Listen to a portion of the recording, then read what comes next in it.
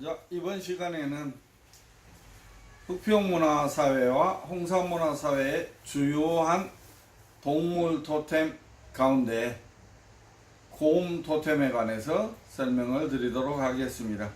지금까지 여러분들은 용 토템의 용사, 소 토템의 화사, 새 토템의 조사에 관해서 설명을 들으셨습니다.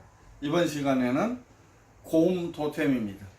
곰은 용사, 화사, 조사와 다르게 바로 용으로 가서 고조선의 건국 신화에 직접적으로 등장하는 우리 역사, 고조선의 역사와 불가분의 관계에 있다고 말씀드릴 수 있겠습니다. 자, 홍산문화에 보면은 이와 같이 인골, 가슴 부분에 웅룡이 등장합니다. 그리고 또한 머리 부분에는 옥고를 가 놓여 있습니다. 이것은 아마 상투를 했던 동이족의 무덤으로 이렇게 생각이 됩니다. 자, 이 옥웅룡,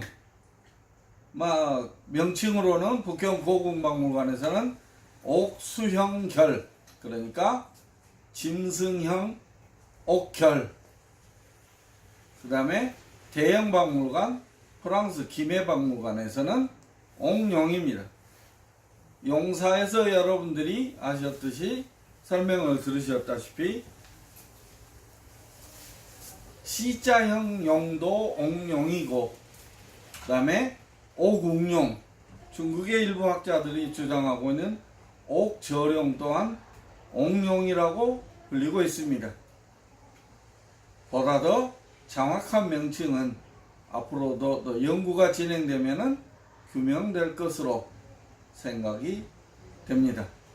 자, 흑평문화에도 이와 같은 옥웅룡이 등장하고, 홍산문화 유적지에서는 곰 이빨과 흙으로 만든 아래 턱뼈, 그리고 흙으로 만든 곰발의 파편이, 곰 조각의 파편이 발견되었습니다. 그러면 지금까지 설명드린 이 각종 동물들은 전부 옥으로만 만들었던 것은 아닙니다. 조개나 흙으로, 또한 독이로도 이렇게 동물들을 표현들을 했습니다. 중국의 곽대순 교수는 홍산문화에서 발견되고 있는 옥웅룡에 대해서 이와 같이 설명을 하고 있습니다. 홍산인이 숭배한 동물신은 여러 신 가운데 으뜸인 주신이었을 것이다. 신들 가운데 주인이었다라는 이야기입니다. 홍산인은 바로 곰을 숭배한 족속이었다. 그리고 아주 중요한 주장을 합니다. 그 형상이 돼지를 닮지 않고 곰을 닮은 관계로 직접 웅룡이라고 칭할 수 있다라고 합니다. 그래서 중국에서는 대부분들 옥저룡이라고 주장하고 있지만, 그런 중국의 최고 권위인 곽대순 교수조차도 웅룡이라고 정확하게 이야기를 하고 있습니다. 우리들도 그 표현에 주의를 해야 될 것 같습니다. 따라서 옥웅룡이라고 부르는 것이 옳지 않을까 생각을 합니다. 그런데 이와 같은 옥웅룡은 홍산문화 옥기 중에 가장 대표성을 갖춘 옥기이고, 아울러 제작에 사용된 기법도 난이도가 가장 높은 것이라.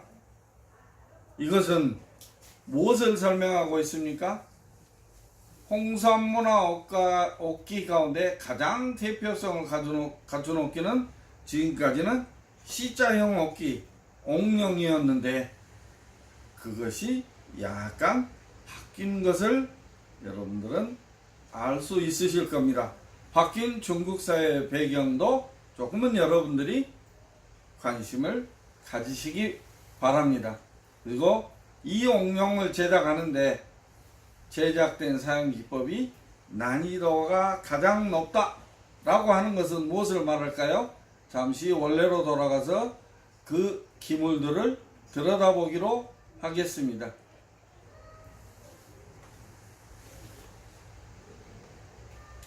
이와 같은 형태의 옥웅룡은 첫째, 구멍을 뚫는 기술이 있어야 가능합니다. 그리고 절단하는 기술이 있어야 됩니다. 그리고 대단히 부드러운 곡선을 다듬어낼 줄 아는 기술이 있어야 됩니다.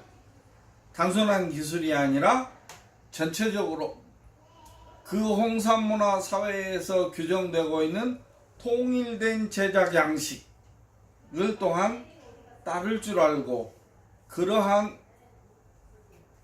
원칙 아래에서 뛰어난 조형미를 또한 표현해내지 않으면 안 되었던 가장 제작 난이도가 높았던 것이었습니다. 그래서 여러분들 소장하고 계시는 옥웅룡이 가장 난이도가 높았던 당시 사회의 결정체였다라고 생각들을 하시고 소중하게 관리들을 하시기 바랍니다. 옥유물은 소장자들의 관심과 애정을 먹고 자란다라고 하는 말이 있습니다. 여러분들이 늘 소중히 관리하고 갈고 닦고 자세히 들여다볼 때 그 옥유물, 흑피옥, 홍산을 막론하고 그 유물들은 여러분들한테 대답을 해 주실 겁니다. 여러분들은 흑피옥 유물을 대할 때 어떤 의무를 갖고 계시는지요? 자, 이러한 유물들은 물어보지 않으면 대답을 하지 않을 것입니다. 여러분들의 많은 관심과 많은 지원이 필요로 합니다. 여러분들은 여하튼 곰 토템 숭배의 사상은 이 또한 소 토템, 새 토템, 용 토템과 마찬가지로 반수 단계에 걸쳐서 정확하게 신화적 발전 단계의 과정을 거치고 있는 것으로 보여집니다. 자, 곰의 머리에 사람의 몸을 하고 있습니다. 이 다음 단계는 이 머리 부분에 해당되는 곳에 사람의 머리, 인간체가 등장하고 그 위에 곰의 관을 쓰고 있는 조각이 등장을 하게 되는 겁니다. 이게 신화의 발전적 단계에서 이 반인반수는 대개 신석기 시대 후반에 등장한다고 하는 기존의 연구 논문들이 많이 나와 있습니다. 참고들을 하시기 바랍니다. 그래서 이 다음 단계에 있는 옥의 인물상을 보면은 이 부분에 대한 설명이 이해가 가실 겁니다. 바로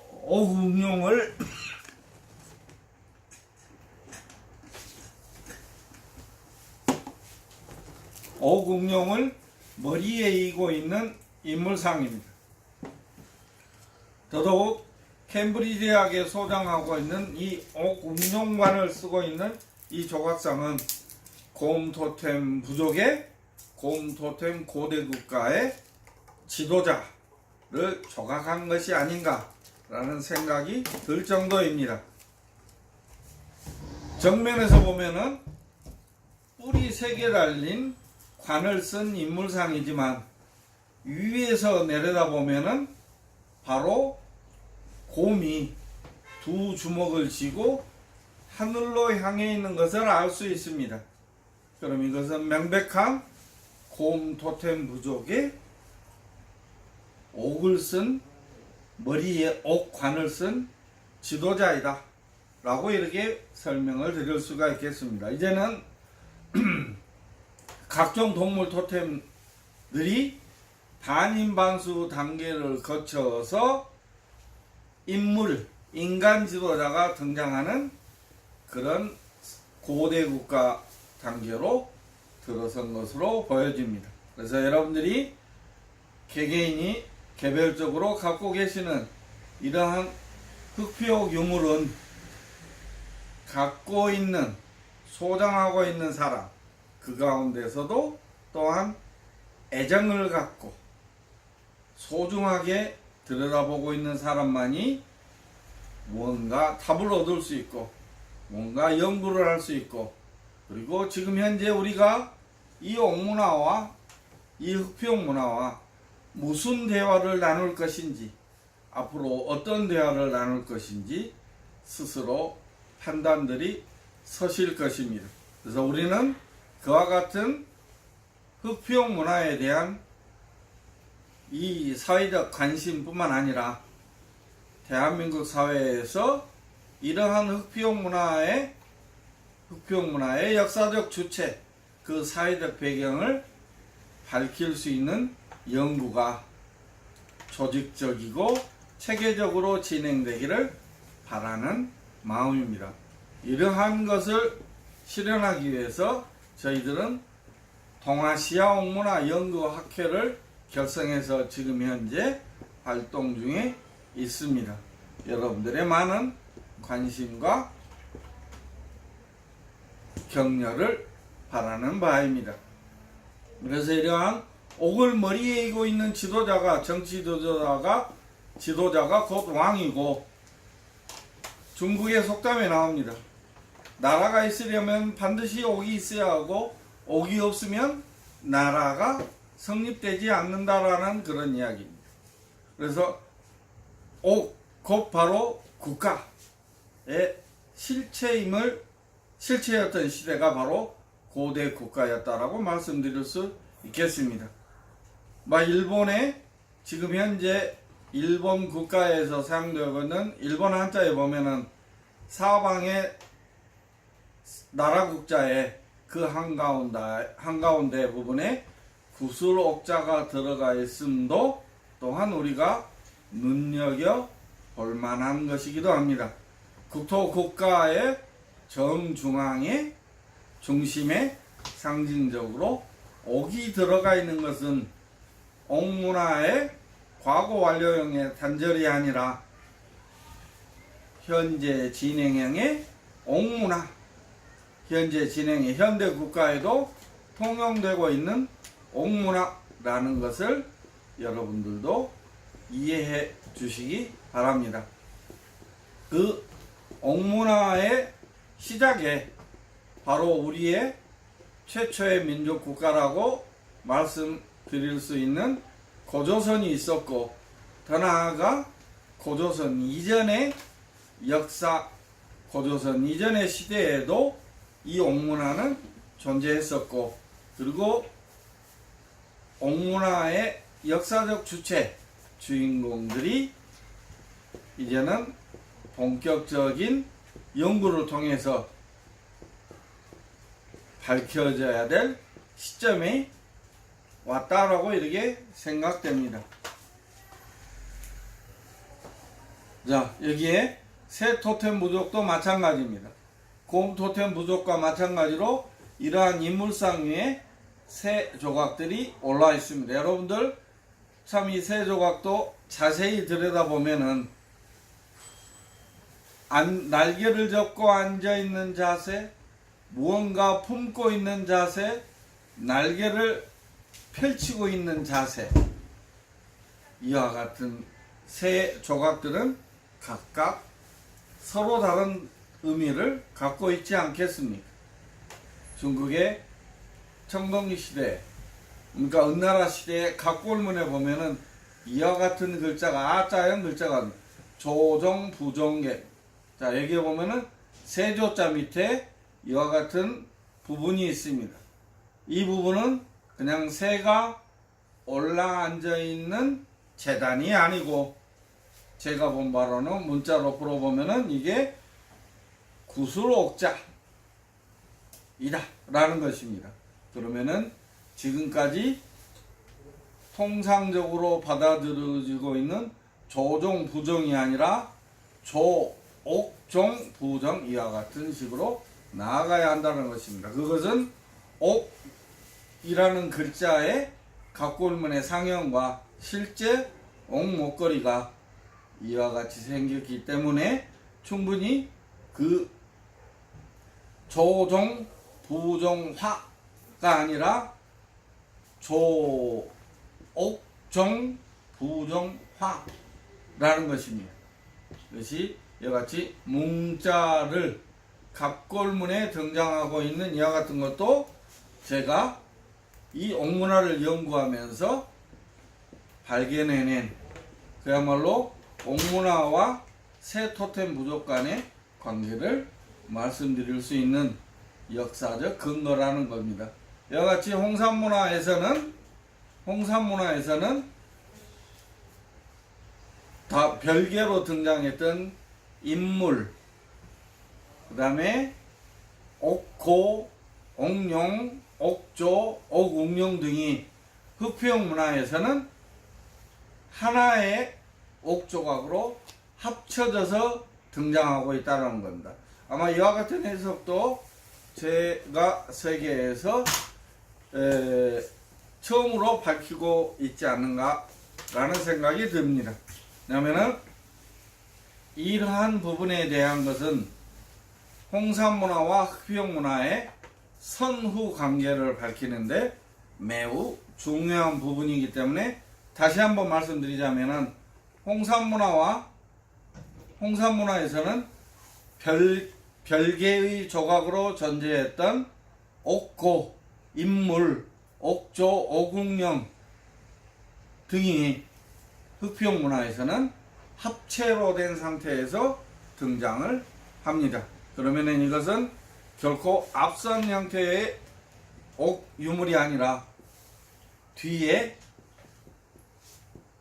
등장하는, 그리고 홍산문화가 쇠퇴하면서 옥문화도 급격하게 쇠퇴했다고 하는 일반적인 주장이 아니라 흑표형 문화가 오히려 홍산문화의 뒤를 이어서 옥문화를 더욱 발전시키고 융성시켰던, 그리고 우리의 고조선의 역사에 해당하는 그런 역사적 유물이라는 설명을 드릴 수가 있겠습니다. 이것으로서 설명을 그치도록 하겠습니다.